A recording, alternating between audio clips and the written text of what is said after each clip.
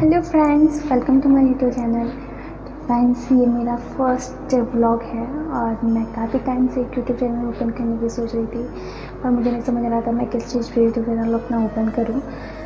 चाहे एजुकेशनल खोलूँ या कुकिंग का खोलूँ या कोई अदर खोलूँ, मुझे कुछ समझ नहीं आ रहा था। फिर मैंने सोचा क्यों ना जिसमें मुझे इंटरेस्ट है, जो चीज़ मैं रेगुलर में करती हूँ, जो मुझे पता है कि हाँ ये चीज़ ऐसे होती है, तो मैं क्यों ना उसी चीज़ पे एक यूट्यूब चैनल अपना ओपन करूँ। तो मैंने सोचा कि क्यों ना मैं अपने लड्डू गोपाल के ऊपर एक लड्डू गोपाल के ऊपर चैनल खोलूँ, क्योंकि मैं लड्डू गोपाल की प्रॉपर तरीके से मैं उनकी सेवा करती हूँ, उनकी पूजा करती हूँ, उनको भोग लगाती हूँ, उनको सुलाती हूँ, नहाती हूँ। मतलब जो एक हम लोग जिस तरीके से हम लोग का डेली रूटीन होता है, डेली में जो काम करते हैं, ये सब उनको मैं भी करती हूँ। मैं और मेरी मम्मी मिलके मैं पहले लड्डू गोपाल को अपने अप्रॉक्स जब मैं 10 साल की होंगी तब से मैं अपने घर में लड्डू गोपाल लाने की सोच रही थी, बट फाइनेंशियल कंडीशंस भी ऐसी नहीं थी कि हम लोग लड्डू गोपाल ला सकें। घर पे भी उनकी पूजा अर्चना भी करनी होती है और पता नहीं क्यों किस वजह से फाइनेंशियली तो चलो ठीक है, वैसे भी हम लोग नहीं ला पाए लड्डू गोपाल। हम लोग ने सोचा था, मैं मेरे पापा ने, कि जब भी हम लोग मथुरा या फिर वृंदावन जाएंगे वहाँ से एक लड्डू गोपाल वहाँ पे लेके आएंगे। लेकिन जब मेरे पापा एक्सपायर हो गए और हम लोग वहाँ से शिफ्ट हो गए दूसरी जगह पे, तो उसके 2-3 साल बाद फिर हमने लड्डू गोपाल लेके आए। वैसे तो मेरी मम्मी बिल्कुल भी अगेंस्ट से कह रही थी कि तुम लड्डू गोपाल की सेवा नहीं कर पाओगी, क्योंकि मेरी मम्मी भी जॉब करती हैं, मैं भी जॉब करती हूँ, तो हम लोगों को टाइम नहीं मिल पाएगा, दोनों को काम होते हैं, ऐसे में लड्डू गोपाल को कैसे सेवा कर पाएंगे। उनकी सेवा करना ज़रूरी होता है, लड्डू गोपाल घर में ला रहे थे। लेकिन फिर अचानक से पता नहीं क्या हुआ, मम्मी खुद ही लड्डू गोपाल ले आई घर पे। उन्होंने एक दिन लड्डू गोपाल ले लिए और मुझे फ़ोन करके कहती हैं कि भैया मैं लड्डू गोपाल ले रही हूँ और मैं घर लेके जा रही हूँ उनको। मैं जॉब पे थी, मैं तुरंत हाफ डे लेके लड्डू गोपाल के लिए तुरंत घर पे आ गई। मैं जॉब छोड़ के आ गई वहाँ पे कि सर मुझे काम है, मैं जा रही, झूठ बोल के आ गई मैं अपने यहाँ पे। लड्डू गोपाल घर पे आए, मैं घर पे आ गई और फिर कैसे मुझे तो पता था, मैं थोड़ा सा मतलब पूजा पाठ को लेकर थोड़ा सा केयरफुल रहती हूँ, कि मुझे पता था कि लड्डू गोपाल है, लेकिन इनकी कुछ स्थापना भी होती है, मुझे विधि तो नहीं पता थी। फिर हम लोग ने, हमारे एक पंडित जी हैं, उनसे पूछा कि पंडित जी हमारे यहाँ पे लड्डू गोपाल हम लोग लेके आए हैं, उनकी स्थापना कैसे की जाए। तो उन्होंने कहा कि पूजा करवा दीजिए आप लोग और उनकी स्थापना करा दीजिए, प्राण प्रतिष्ठान हो जाएंगे उनके। तो मम्मी ने कहा ठीक है, हम लोग ने उनकी पूजा करवा दी।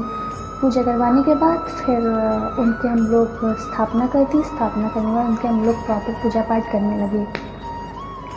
कुछ 1 साल बाद, अप्रॉक्स 1 साल बाद, पता नहीं कैसे मेरी मम्मी के हाथ से लड्डू गोपाल मतलब खंडित हो गए। तो फिर जब वो खंडित हुए हैं, मेरी मम्मी और मैं दोनों बहुत रोए। हम लोग को समझ में आया कि कैसे हो गए, यहाँ से कैसे गिर गए। उनका जो लेफ़्ट हैंड था, लेफ़्ट हैंड उनका मतलब टूट गया था बाजू से। और फिर हम लोग ने पंडित जी को कॉल किया, फिर उनसे पूछा कि पंडित जी हमारे खंडित हो गए लड्डू गोपाल, क्या करें, इनको दोबारा बनवाने के लिए भेजें, उनसे बात करें, यहाँ से हम लोग मूर्ति लेके आए थे लड्डू गोपाल की, क्या करना है। तो उन्होंने हम लोग को एडवाइस दी कि आप ऐसा करिए, अगर मूर्ति खंडित हो गई है तो आप लोग उसको कहीं भी मत मतलब भेजिए, क्योंकि उनको अब तो आपने उनकी प्राण प्रतिष्ठान कर चुके हैं और आप उनको दोबारा से आग में तपाएंगे तो ये सही नहीं है। अब आप ऐसा करिए, उनको विसर्जित कर दीजिए।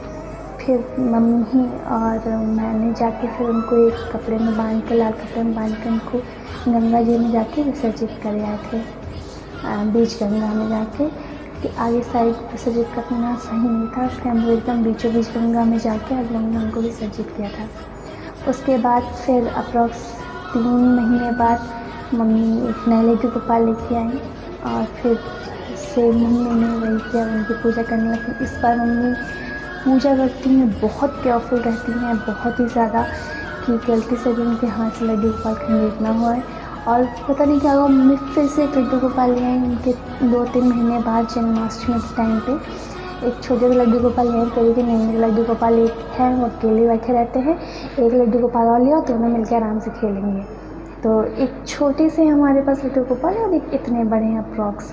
तो दोनों लोग लड्डू गोपाल अपने घर पे ले आई हैं। अब दोनों की हम लोग पूजा पाठ करते हैं। सुबह मॉर्निंग टाइम सबसे पहले उठते हैं, घर की साफ़ सफाई करने के बाद फिर लड्डू गोपाल को उठाया जाता है। उनको फिर उठाने के बाद नहलाया जाता है। नहलाने के बाद उनको तैयार करने के बाद फिर उनको भोग लगाया जाता है और उनको आराम से उनके झूले पे और सिंहासन पे बैठा देते हैं हम लोग। तो अब सबसे पहली बात आती है जिसके लिए मैंने वीडियो बनाई है कि जब हम लोग लड्डू गोपाल को भोग लगाते हैं तो भोग लगाते टाइम लड्डू गोपाल को तुलसी बहुत ही ज़्यादा ज़रूरी होती है, तुलसी उनको चढ़ाना, क्योंकि हम लोग जैसे जानते हैं कि लड्डू गोपाल बिना तुलसी के भोग को स्वीकार नहीं करते हैं। अगर आपकी तुलसी नहीं रखी है भोग में, आपने भोग में तुलसी नहीं रखी है तो लड्डू गोपाल उस भोग को स्वीकार ही नहीं करेंगे, उसको ग्रहण ही नहीं करेंगे। तो मोस्ट इम्पॉर्टेंट होता है कि आप लड्डू गोपाल को तुलसी ज़रूर अर्पण करें। अगर आपके घर में तुलसी नहीं है तो आप अपने पड़ोसी से ले सकते हैं, क्योंकि तुलसी जो होती है वो 11 दिन तक बासी नहीं होती हैं। आप उनका तुलसी का यूज़ अगर आप भोग में लगा रखा है तो आप उसको धो के वापस से आप भोग में दोबारा यूज़ कर सकते हैं, कोई दिक्कत की बात नहीं होती है तुलसी की। लेकिन अगर आपके घर में लड्डू गोपाल है तो ये ज़रूरी है कि आपके घर में तुलसी माता भी हो, क्योंकि लड्डू गोपाल के साथ साथ आपको तुलसी माता की भी प्रॉपर पूजा करनी ही पड़ेगी। तो इसलिए इससे अच्छा है कि आप किसी के यहाँ क्यों या तुलसी रोज़ मांगें, आप अपने घर में ही तुलसी को स्थापित कर लें, जिससे कि हमारे लड्डू गोपाल के भोग में कोई भी विघ्न ना आए और आप उनकी प्रॉपर पूजा कर पाएँ। और तो फ्रेंड्स, इसीलिए मैंने ये वीडियो बनाई थी कि मैं आपको बता सकूं कि मैं लड्डू गोपाल कैसे लाई, कैसे उनकी पूजा करती हूँ, और अगर आप लोग लेके आना चाहते हैं तो आप लोग कैसे लेके आ सकते हैं। और एक चीज़ और है कि लड्डू गोपाल हम लोग लाते तो हैं, लड्डू गोपाल को लाने के बाद एक मोस्ट इम्पॉर्टेंट चीज़ और है कि लड्डू गोपाल अगर आप लाए हैं घर में, पहली बात तो सभी लोग लड्डू गोपाल हों किसी के यहाँ ना हो, एकादशी वाले दिन चावल उनको भोग नहीं लगाया जाता है, चावल उनको नहीं खिलाया जाता है और ना ही खुद खाया जाता है चावल का। और दूसरी बात, हम लोग को पता है हम तुलसी माता की पूजा करते हैं, लेकिन तुलसी माता की पूजा करते हैं संडे को तुलसी में जल अर्पण नहीं करते हैं, क्योंकि ये माना जाता है कि संडे को तुलसी माता जो हैं वो निर्जला व्रत रखती हैं, तो इसलिए संडे को तुलसी माता में ही जल नहीं दिया जाता है। बाकी प्रॉपर पूजा कर सकते हैं तुलसी की भी, लड्डू गोपाल की भी।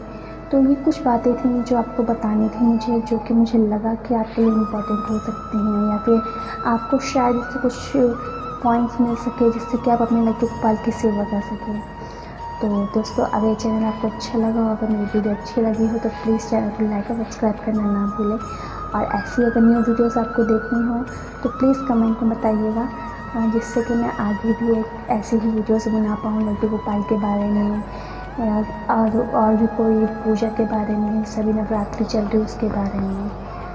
दोस्तों, please subscribe and like my channel. Thank you.